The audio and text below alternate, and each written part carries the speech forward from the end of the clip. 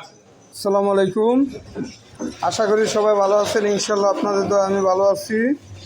তবে আপনারা যারা ফল খুঁজতেছেন, ফতেজঙ্গপুর বাজারে এসে ফল পাইতেছেন না, ফতেজঙ্গপুর বাজারের পশ্চিম মাথায় আসলে আপনারা যে কোনো ফল কিনতে পারবেন।